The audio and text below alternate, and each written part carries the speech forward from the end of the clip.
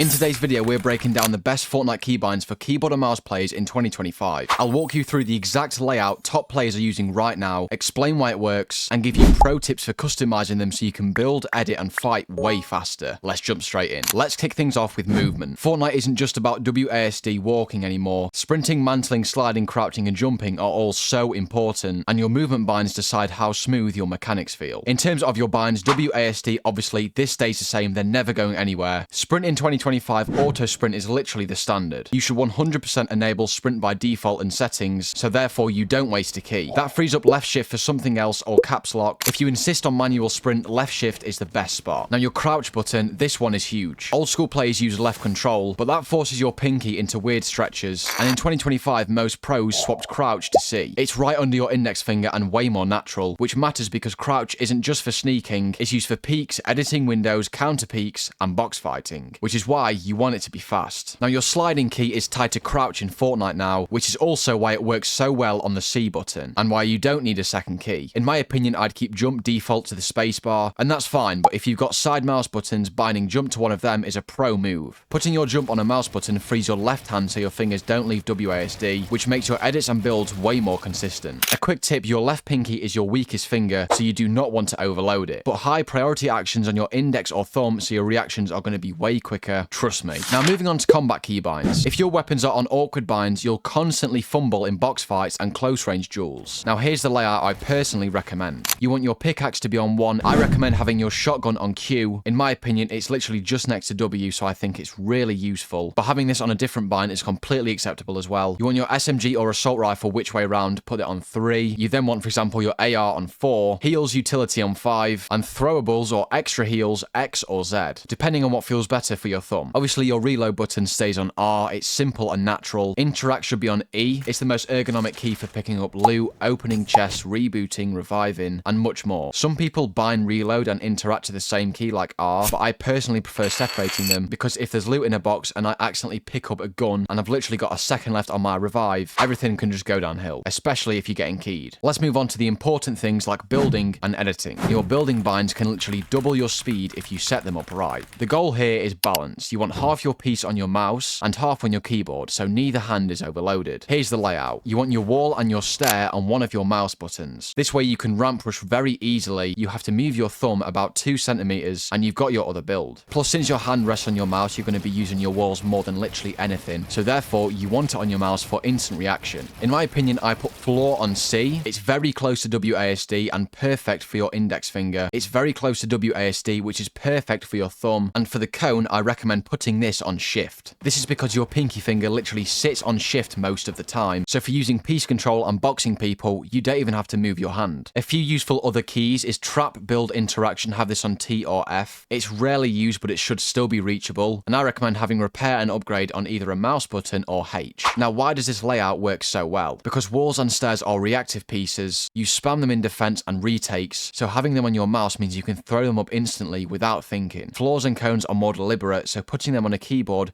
keeps your setup balanced. There's literally no wasted movement, no awkward stretches, and that's how pros build so cleanly. Moving on to editing. As we all know, in Chapter 6, editing is just as important as building. Clean edits are the difference between taking control of fights and getting stuck. Here's the setup. I recommend putting edit on F. This is hands down the best bind for your edit button. Your index finger can hit it without leaving movement. Some players use E or caps lock, but F, in my opinion, is just the sweet spot. It always has been for a lot of players. Now, obviously, you want your reset edit to be scroll wheel down. You want to bind both reset and confirm to scroll wheel down. This gives you instant wall resets. It's non-negotiable in competitive play, and having this off now is just not the move. You want to have confirm edits on release, which you 100% should. However, if you're old school, you can double bind confirm to F. The best way to explain it is having edit on release makes your edits way faster because you don't have to press F twice, but in terms of peaks, having edit on release off is way better. Also remember to keep your edits and confirm simple. Now moving on to pro tips and advanced customization. So now you've got the base layout, let's talk about customizing it like a pro, because at the end of the day, no two players are identical. Tip number 1 is to prioritize your strongest fingers. Your index and thumb are the fastest, therefore you want to put high priority actions there. Don't stack your pinky with 3 different keys because it's weaker and slower. Tip number 2, limit your hand movement. If you ever need to lift your hand off WASD to hit a bind, that's a problem. In a real fight, even a split second of losing movement can get you one pumped. Tip number 3, use double binds where smart. Some pros double bind certain pieces or actions. For example, they'll bind floor to both Q and another key, so if one finger is busy, they've got a backup. It's not mandatory, but useful for those advanced players. Tip number 4, stick to your binds. Don't keybind hop every single week because you're just not getting it. Muscle memory takes about 2 to 3 weeks to really build. If you change constantly, you'll never improve, and the pros lock in their binds and grind them until it's second nature,